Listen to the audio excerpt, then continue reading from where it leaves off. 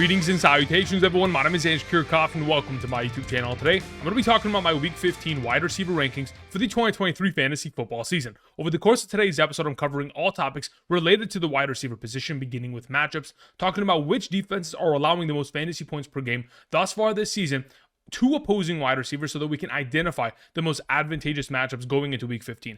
After which, I'll transition into talking about my top 40 wide receiver rankings, sharing with you guys my thought process and opinions on each individual player, while also presenting statistics in order to justify their overall rankings. Before we get into today's content, a couple reminders. If you're looking for a specific wide receiver, there are timestamps down in the description of the video. While you're down there, if you have not yet already, be sure to subscribe to the channel. We're making daily fantasy football content for the entirety of the 2023 season. This upcoming Saturday and Sunday morning, I'll be live streaming here on the channel starting at 7 a.m. Pacific Standard Time. So if you have any questions in regards to any lineup changes, anything of that nature, be sure to swing on by throughout those two live streams, as we'll be going ahead and answering as many questions as possible. Thank you very much. With that all covered, let's go ahead and let's talk about wide receivers in regards to matchups. As you guys can see to the right side of the screen, we have 2023 wide receiver receiving statistics allowed. When we isolate receiving statistics in terms of receptions, receiving yards, and of course receiving touchdowns in a half PPR scoring format from weeks 5 through 14, we find that the Philadelphia Eagles, Washington Commanders, Tampa Bay Buccaneers, Jacksonville Jaguars, New York Giants, etc. are the most advantageous matchups going into the given week. The thumbnail of today's episode, DK Metcalf takes on the Philadelphia Eagles. Of course, if Geno Smith is active within this overall matchup, should be a fantastic week for him in order to help us elevate our lineups and hopefully advance to the next round of the overall fantasy playoffs. Nonetheless, these are the most advantageous matchups. I'll refer back to these overall matchups as we progress throughout today's video in regards to the players that are associated with them. Again, like the Los Angeles Rams overall wide receivers taking on the Washington Commanders. That's a great overall matchup. The receivers for the Green Bay Packers taking on the Tampa Bay Buccaneers, etc. Now, on the other end of the spectrum, we have some of the more difficult matchups going into the given week, such as the New York Jets.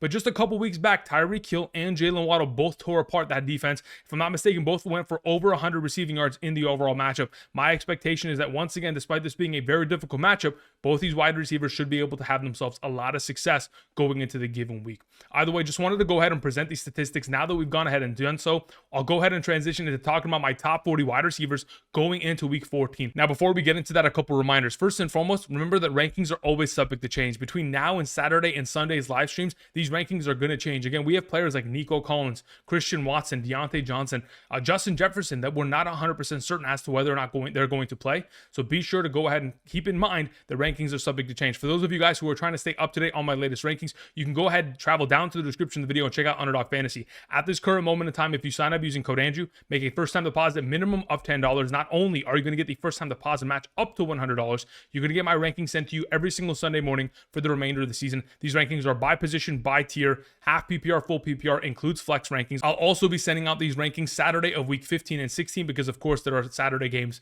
going into the next 2 weeks. So keep that in mind. For those of you wondering if you take advantage of the opportunity, check out the map to the right side of the screen to determine your eligibility right now via Underdog Fantasy. Thank you very much for all the support. All right, let's talk about the wide receiver position, beginning with our number one.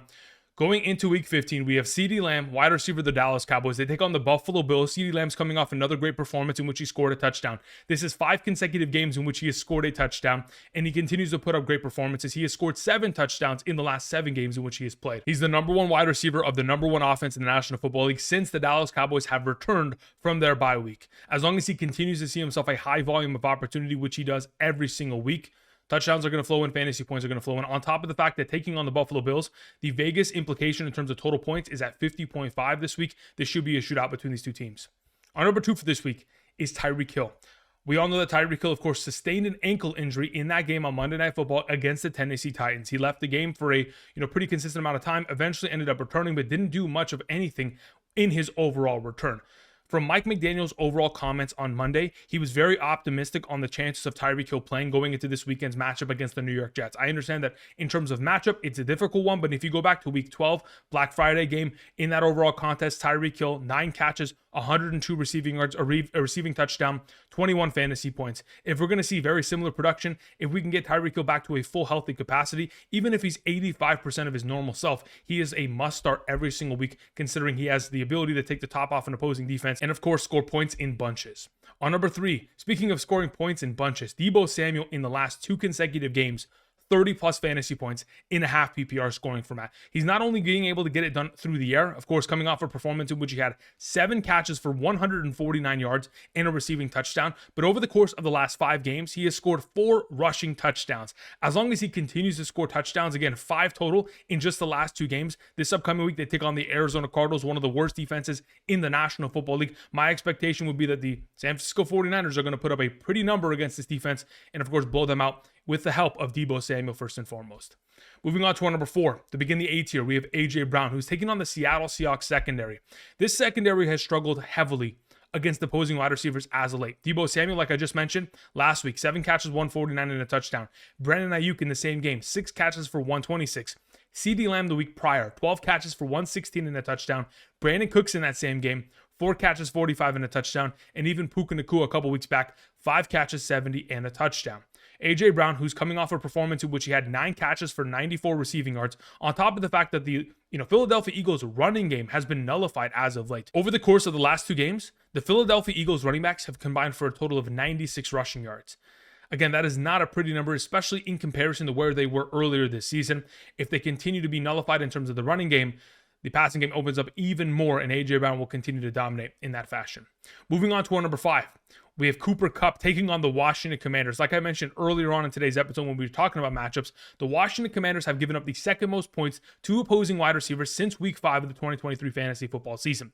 35.48 on a per weekly basis in a half PPR scoring format. My assumption would be that, of course, Cooper Kupp, who's coming off a great performance in which he had double-digit targets, 8 catches, 115 receiving yards, and a receiving touchdown. He's had himself back-to-back games of a receiving touchdown. That's the first time that has taken place since going back to week 8 and 9 of the 2022 season. My assumption would be that, of course, he's going to have himself another great performance here as Matthew Stafford is playing out of his mind. This offense has scored 31 plus points in each of the last 3 games. This offense is firing on all cylinders. Cooper Kupp should continue to put up great performances. On number 6, we have Stefon Diggs. Unfortunately, Stefon Diggs, as of late, has been very inconsistent, but hopefully, taking on the Dallas Cowboys, a secondary that has been crushed by wide receivers over the course of the last 3 games, he'll have an opportunity at a bounce-back week. Most recently, the Philadelphia Eagles wide receivers, 20 receptions for 229 receiving yards. Seattle Seahawks wide receivers, 19 receptions for 252 receiving yards, 3 touchdowns. Washington wide receivers, 15 receptions for $195. There are a lot of receivers that have played very well against the secondary as of late. I expect the Dallas Cowboys to take an early lead, and if and when they do, of course, the Buffalo Bills offense is going to have to throw for majority of the second half, hopefully in the direction of their number 1 receiving option. Again, like I mentioned earlier with CeeDee Lamb, the implicated total via Vegas is 50.5. This should be a shootout, and hopefully Stefon Diggs can find himself in the end zone. Our number 7 for this week is Mike Evans. Unfortunately, coming off a performance in which it was his worst this season thus far. 6 total targets, 1 reception, 8 receiving yards, 1.3 half PPR fantasy points. An extremely unfortunate performance, but luckily he was able to get it out of the way prior to the fantasy football playoffs. Again, you got to remember, this is still a wide receiver who has scored 10 receiving touchdowns in the last 12 healthy games he has played thus far this season.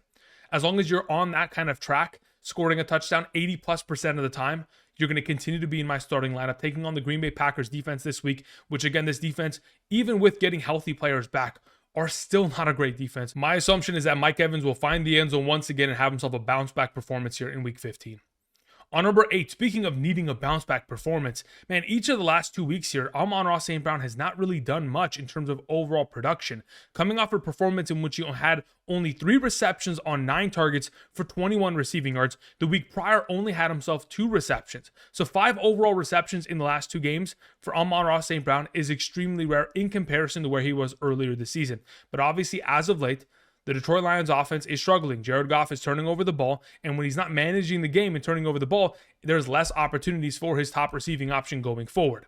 Now, hopefully going into this matchup against the Denver Broncos that offensively and defensively have improved greatly over the course of the last 7 weeks, we just have to hope, similar to a Stefon Diggs, similar to a Mike Evans, that the volume of opportunity that we have seen from these receivers in the past are going to show up once again to begin the fantasy football playoffs and have ourselves a great performance here. We know that Amon-Ra St. Brown is capable. He just needs to go ahead and continue to get a solid volume of opportunity. 9 targets last week, isn't a number to complain about. We just need him to catch a vast majority of those rather than, them being inaccurate in the way in which Jared Goff was delivering them last week. Moving on to our number 9. we have Brandon Aiyuk beginning the B tier. Brandon Aiyuk, as of late, one of the most consistent wide receivers in fantasy football, and that's why he sits at number 9.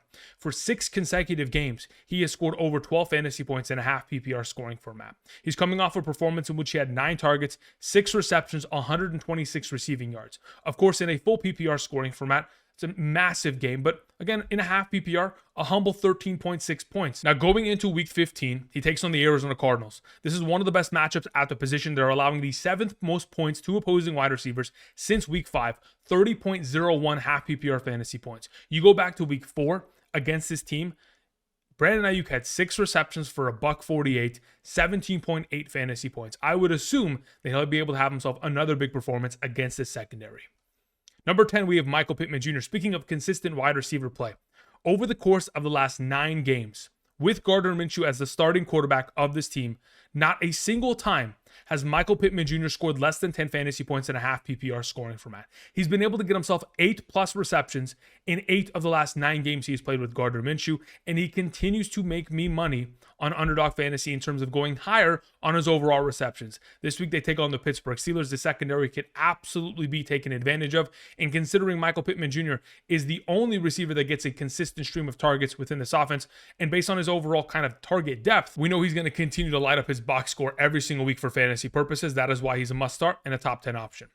On number 11, the thumbnail of today's episode, we have DK Metcalf. Now, I'm hoping that Geno Smith is going to be healthy and active for this game. Now, even though Drew Lock did help DK Metcalf score a touchdown, score 12.2 fantasy points, the matchup on hand, the best at the wide receiver position, a defense that is allowing over 38 fantasy points per game to opposing wide receivers since week 5, my assumption is that DK Metcalf could very easily score himself 20 or more fantasy points as long as we have a healthy and active Geno Smith. Because the volume of targets that he has seen with Geno Smith over the course of the last month plus, 9+ on a per game basis, as they continue to go in DK Metcalf's overall direction, he should find himself a lot of success. Most recently, the Philadelphia Eagles secondary has given up 12 catches for 206 and 4 touchdowns to San Francisco wide receivers, 15 receptions, 226 and 2 touchdowns to Buffalo Bills wide receivers, and 11 catches for 156 and 2 touchdowns to Dallas Cowboys wide receivers.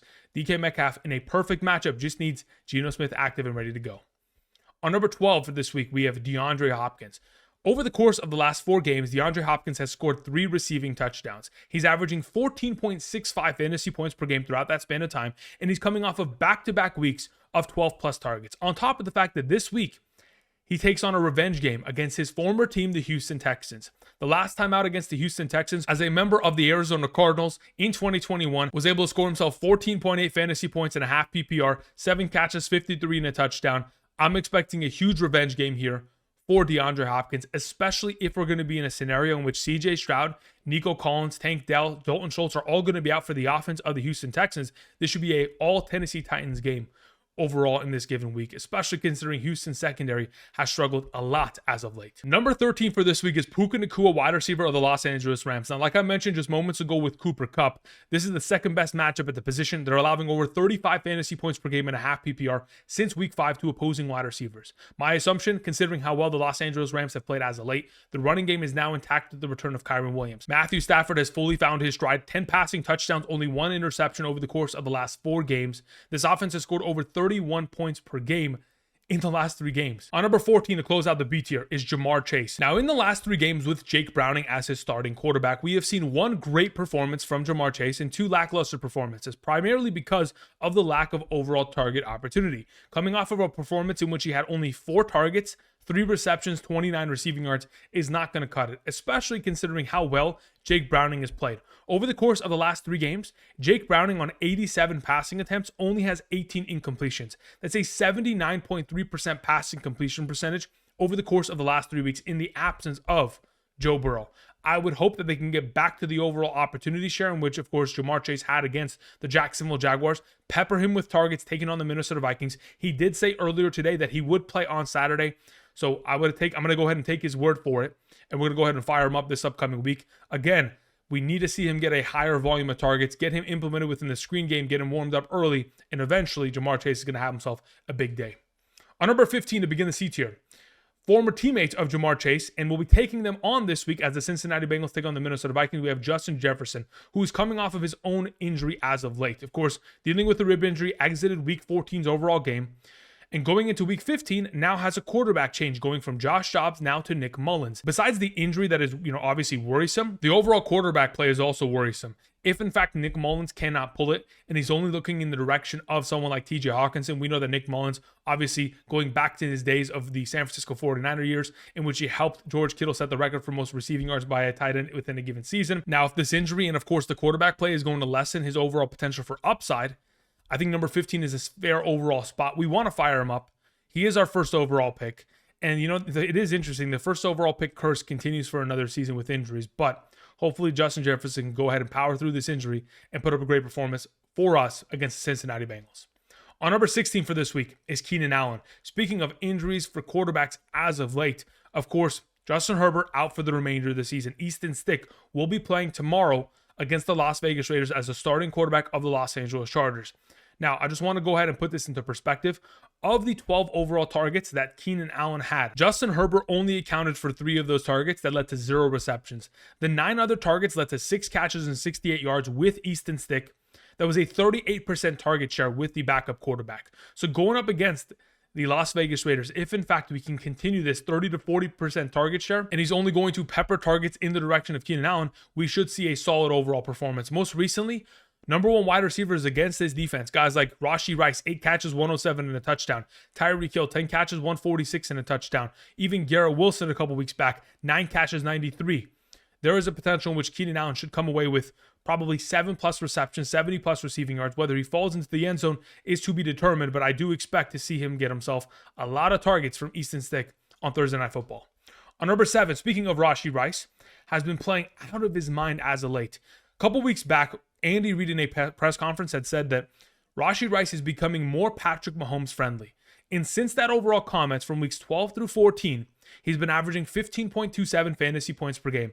And it is unfortunate that I'm ranking him at number 17. I honestly think he might be able to outproduce this number, assuming he's able to score himself a touchdown. But over the course of the last 3 games, 29 targets, 23 receptions, 243 receiving yards, 2 receiving touchdowns, has been the number 12 overall wide receiver over the course of the last 3 weeks in terms of fantasy points per game and a half PPR scoring format. Rashee Rice is playing out of his mind. They take on the New England Patriots, who have struggled heavily against opposing wide receivers since week 5. My expectation is a lot of success within the given week for the number 1 wide receiver of the Kansas City Chiefs offense.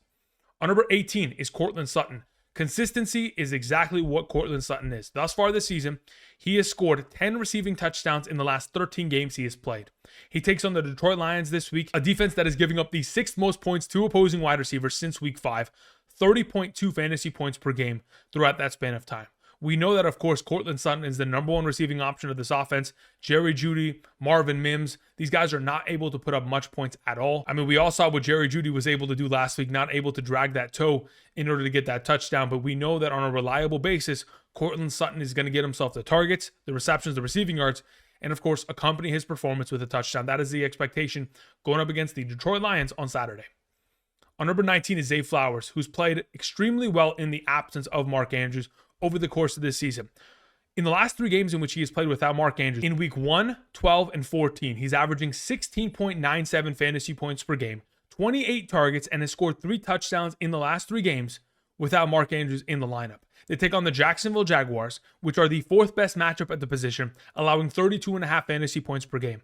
The Jacksonville Jaguars have allowed a receiving touchdown to an opposing wide receiver, at least one on a per game minimum basis, in every single game they've played over the course of this season. The assumption is that, of course, a Baltimore Ravens wide receiver will score a touchdown, whether it's Zay Flowers, whether it's Odell Beckham Jr., maybe even both finding the end zone in the given week in an advantageous matchup. On number 20, we have Chris Olave, who's been playing extremely well since week 9. In the last 5 games, averaging 7.8 targets, 5.6 receptions, 80.2 receiving yards, 0.6 receiving touchdowns, pretty much 3 receiving touchdowns in the last 5 games, while averaging 14.42 half PPR fantasy points per game.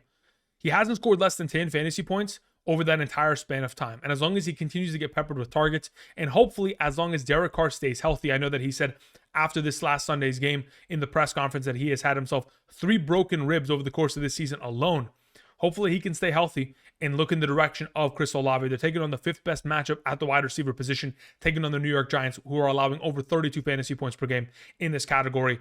With Chris Olave being the only primary wide receiver out there, with Rashid Shaheed out and, of course, Michael Thomas out, Chris Olave should be a fantastic play within the given week. Moving on to my number 21, we have Jaylen Waddle taking on the New York Jets. Now, the reason why I have him at number 21 isn't because of the matchup, because last time out against this matchup, Week 12, Black Friday, 8 catches on 8 targets, 114 receiving yards, 15.4 half PPR fantasy points. A great overall performance, and I truly do believe he's capable of accomplishing that once again. My only concern is if Tyreek Hill's injury has him at less than 100%, and he's not getting double covered, and he's hobbled, and he's having to exit the game on multiple occasions because of this ankle injury. If that's going to potentially take place, I would assume that Jaylen Waddle would need to step up. But even in Monday night's game against the Tennessee Titans in those overall scenarios in the second half, where of course Tyreek Hill was not playing every single snap, he was out for a majority of them, in fact, Jaylen Waddle only had himself 3 receptions. We have to hope that they address that, and if in fact they're able to do so against the Jets, we can find ourselves a lot of success with Jaylen Waddle, but it's just a matter of can they go ahead and continue to give him opportunities when Tyreek Hill is not the focal point of the offense. Moving on to our number 22, we have DJ Moore. So here's the thing about DJ Moore.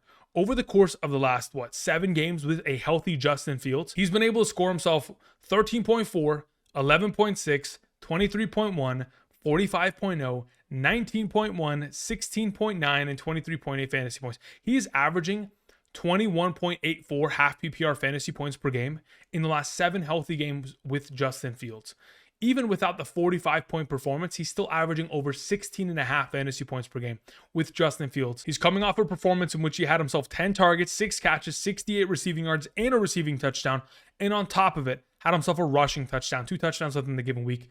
Now, the reason why I have him as low as number 22 is because first and foremost, he takes on the Cleveland Browns defense. If, in fact, Denzel Ward is going to be active within the given game. I know he was inactive last week against the Jacksonville Jaguars, but if, in fact, he's active and healthy, it would concern me about the potential upside of DJ Moore. If he's inactive by the time we get to Sunday, I'd have DJ Moore probably within my top 16 rankings at the wide receiver position where he honestly belongs on a weekly basis. Moving on to our number 23, we have Garrett Wilson. Finally, in the return of Zach Wilson, Garrett Wilson finds himself a lot of opportunity and a lot of production. 14 targets, 9 catches, 108, 15.6 half PPR fantasy points. In the last 5 games in which Zach Wilson has played with Garrett Wilson at a full capacity where he's been the starter from beginning to the end of the game, Garrett Wilson is averaging 13 targets, 8 receptions, 94 receiving yards per game, 13.2 half PPR fantasy points per game. Back in Week 12 against the Miami Dolphins with Tim Boyle as his starting quarterback, 10 targets, 7 catches, 44 and a touchdown, 13.9. We're hoping for very similar production within the overall week. Moving on to our number 24, we have Davante Adams. I don't know how much I can trust Davante Adams. I mean, last time out against the Los Angeles Chargers, who he'll be playing tomorrow on Thursday Night Football, Aiden O'Connell was the starting quarterback in that matchup in Week 4, and Davante Adams had himself 13 targets, 8 receptions, 75 receiving yards for 11.5 fantasy points. And yes, he's been able to get himself over 10 targets in 3 of the last 4 games, but the overall productivity without a touchdown is not very high. It's very similar to Garrett Wilson in the idea where he's not going to score himself a touchdown. Will probably get himself, 7 catches for 80, 90 receiving yards, but that is the limit of his overall potential within a given week, assuming he doesn't get himself, 17 targets rather than the normal 10 to 13. Either way, as of right now, the limit of his potential upside is there considering the quarterback play. And going into his short week matchup against the Los Angeles Chargers, I have him at number 24 to be safe.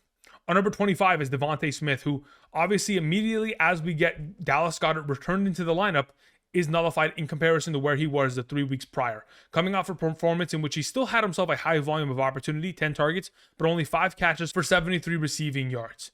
Now, of course, going into this week against the Seattle Seahawks, it's an advantageous matchup. Like I talked about earlier with A.J. Brown, the wide receivers that have dominated against his secondary as of late consist of Deebo Samuel, 7 catches, 149 and a touchdown. Brandin Aiyuk, 6 catches for 126. Lamb, 12 for 116 and a touchdown. Brandin Cooks, 445 and 1 touchdown. Puka Nacua, 5 for 70 and a touchdown. Again, like I mentioned with A.J. Brown, as long as the running game of the Philadelphia Eagles is going to continue to struggle, only 96 rushing yards from running backs over the course of the last 2 games, DeVonta Smith, A.J. Brown will be asked to go ahead and step up within the overall matchup, which they certainly will be able to do considering the struggles of the Seattle Seahawks secondary. Our number 26 for this week is Nico Collins. Now, of course, this ranking is 100% contingent on the idea that he plays, but not only that he plays, but CJ Stroud plays.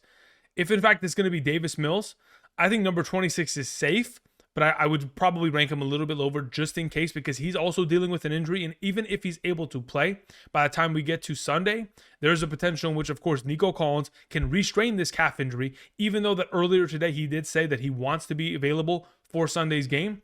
Even though he wants to, his body might not let him be available within the overall contest. So we'll have to keep an eye on it. It is an extremely advantageous matchup, taking on the Tennessee Titans, the 10th best at the position. Again, a defense that is allowing over 28.5 fantasy points per game to opposing wide receivers since week 5. And of course, we know that as the number one wide receiver of this offense, he's played extremely well. In the absence of Tank Dell and potentially Dalton Schultz this week, if Nico Collins is active and so is CJ Stroud, should absolutely be a top 10 option. But we'll go ahead and adjust that as we get closer to Saturday and we have an idea as to whether or not he and Stroud are playing. Our number 27 for this week is Jayden Reed. Jayden Reed is taking on the Tampa Bay Buccaneers. That is the third best matchup since week 5. Nearly 33 fantasy points per game. Most recently, Drake London, 10 catches for 172. Michael Pittman Jr., 10 catches for 107. Brandin Aiyuk for 5 catches, 156 and a touchdown. Tank Dell, 6 catches, 114 and 2 touchdowns. Wide receivers have dominated against this secondary over the course of the last 2 months, and they're not stopping anytime soon with Jayden Reed coming into town. Jayden Reed has scored at least 1 touchdown in 4 of the last 5 games. 2 of them receiving touchdowns, 2 of them rushing touchdowns. Luckily, was able to get himself a rushing touchdown on Monday Night Football. But on top of it, 10 targets, 8 receptions, only 27 receiving yards. I don't care about the yardage count. As long as you're getting yourself 10 targets and 8 receptions, you're automatically in my starting lineup, especially taking on the Tampa Bay Buccaneers. Our number 28 for this week is Tyler Lockett. Again, taking on the Philadelphia Eagles, as long as Geno Smith is available, it is only going to elevate the potential play of this entire offense, and especially Tyler Lockett. Even though he's coming off a performance of 6 receptions, 89 receiving yards with Drew Lock, which helped a lot for our fantasy purposes, I do believe the upside is with Geno Smith, taking on a defense which is the best matchup at the wide receiver position, allowing 38.8 fantasy points per game since week 5. Like I mentioned with DK Metcalf, wide receivers for the San Francisco 49ers, 12 catches, 206 and 4 touchdowns. Buffalo Bills wide receivers, 15 catches, 226, 2 touchdowns. And most recently, Dallas Cowboys wide receivers, 11 catches, 156, 2 touchdowns.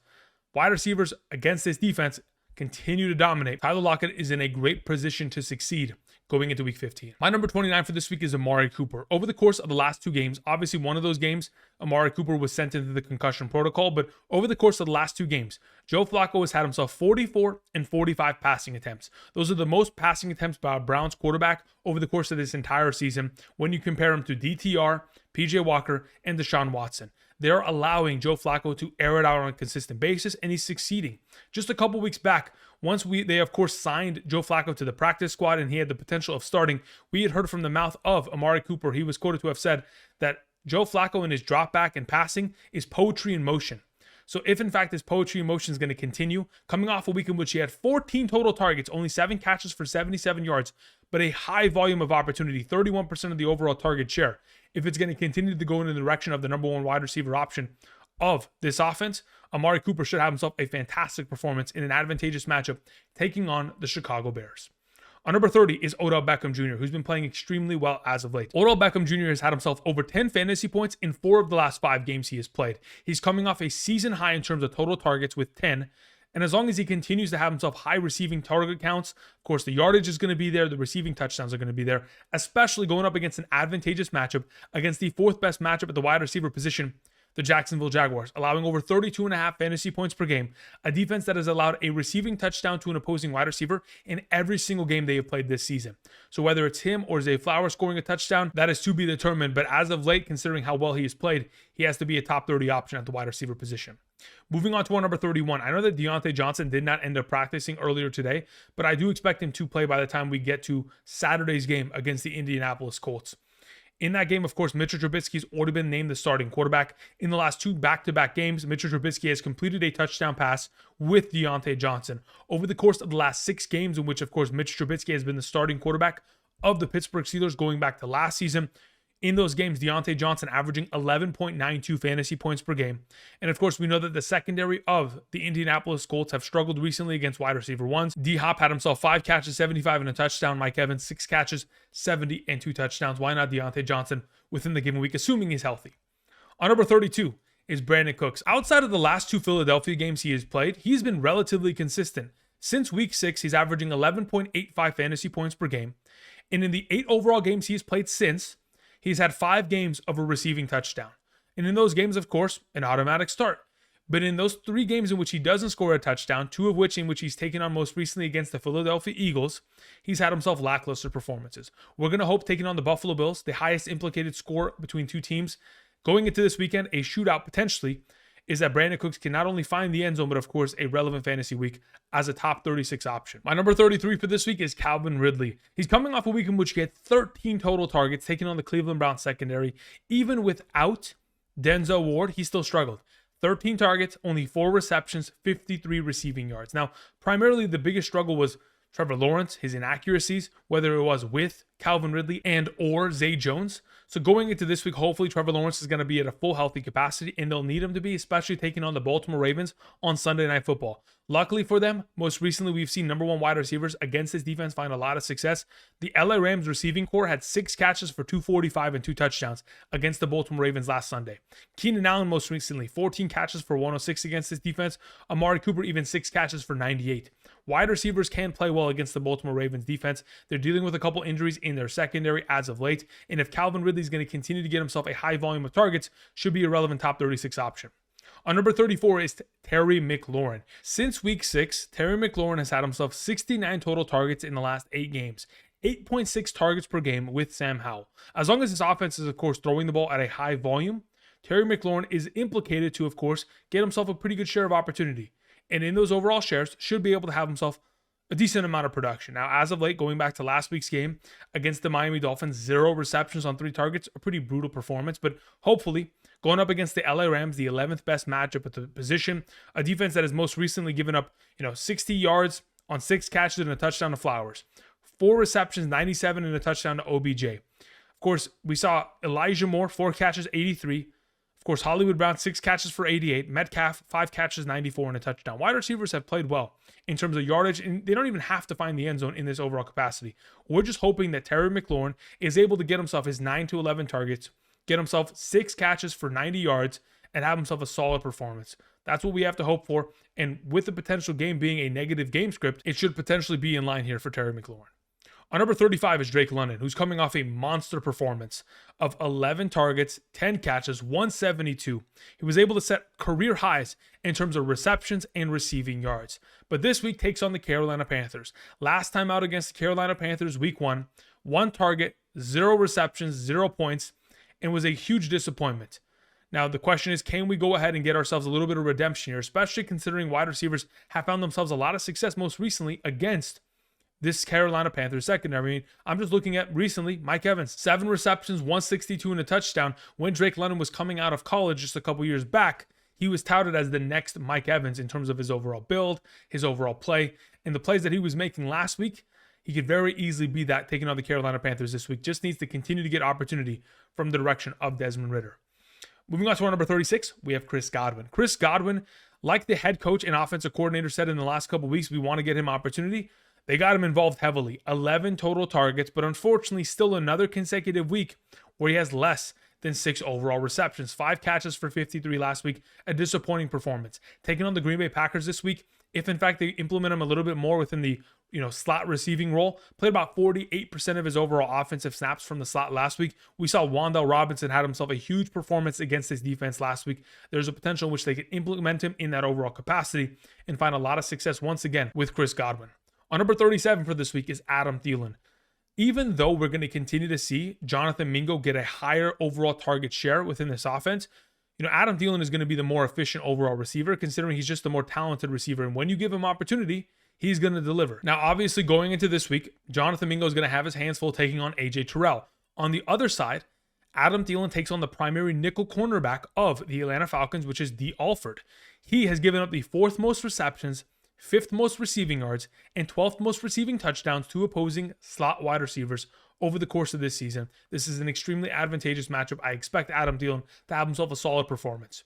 Moving on to our number 38, we have Jaxon Smith-Njigba, who takes on the Philadelphia Eagles in the same vein in which I was talking about with Tyler Lockett and DK Metcalf. If Geno Smith is available, he is a better play. Obviously, was still able to get himself 7 targets with Drew Lock, but definitely wasn't as efficient as he was in comparison to back in week 13 with Geno Smith against that Dallas Cowboys defense, where, of course, Jaxon Smith, 11 targets, almost scored himself a touchdown, unfortunately was called back, but nonetheless, considering he's implicated within an offense that could potentially be in a shootout taking on this defense, which is the best matchup at the wide receiver position, I assume that JSN should have himself a solid overall week here. On number 39 is Zay Jones, coming off a performance of 14 targets. As long as he's going to continue to be the number 2 receiving option in terms of overall targets within this offense, I mean, I guess he technically could be the number 3 if Evan Ingram continues to dominate on a consistent basis. But in the absence of Christian Kirk, he's going to ask to step up. As of late, this Baltimore Ravens secondary, like I mentioned with Calvin Ridley, has given up 16 catches, 245 and 2 touchdowns to LA Rams wide receivers. Keenan Allen, 14 catches for 106. Amari Cooper, 6 for 98.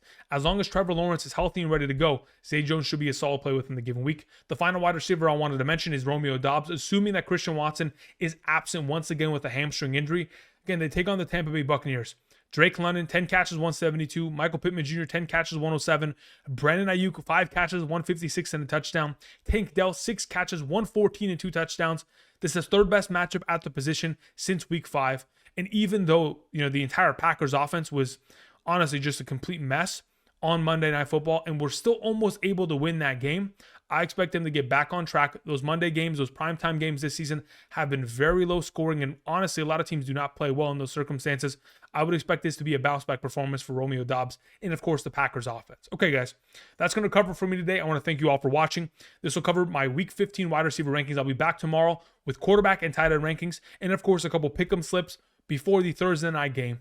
Thank you, everybody, for watching. If you haven't yet already, subscribe, click the like button down below, and until next time, I'll see you guys. Peace.